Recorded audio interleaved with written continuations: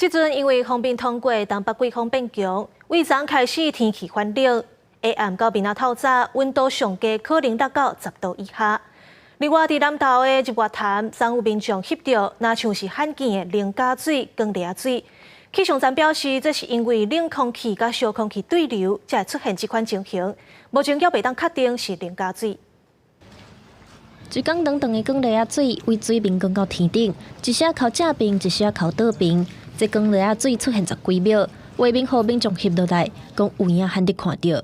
就看客人在桥上就比那边，我就跟着看，然后就看到天上有一条很像柱子龙卷风的样子，就看它我就拍下来。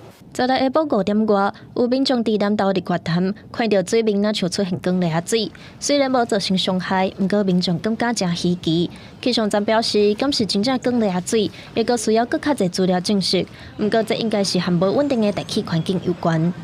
锋面尾端通过中台湾地区，伴随锋面通过后的冷空气以及潭区比较热的空气，产生旺盛的对流。受到秋天头一波大陆冷气团影响，16开始风面通过，东北季风加强，全台明显降温。气象署表示，这波冷空气算是大冷，中部以北低温是12到14度，不过17下暗到10日透早，气温明显较低，各地气温拢可能降到10度以下。空旷地区或是内陆近山区气温会再低一些，尤其辐射冷却影响之下，局部地区气温可能会再低一点点。先针对明天清晨的苗栗以北还有宜兰空旷的地区发布低温特报，可能会出现局部10度左右的气温。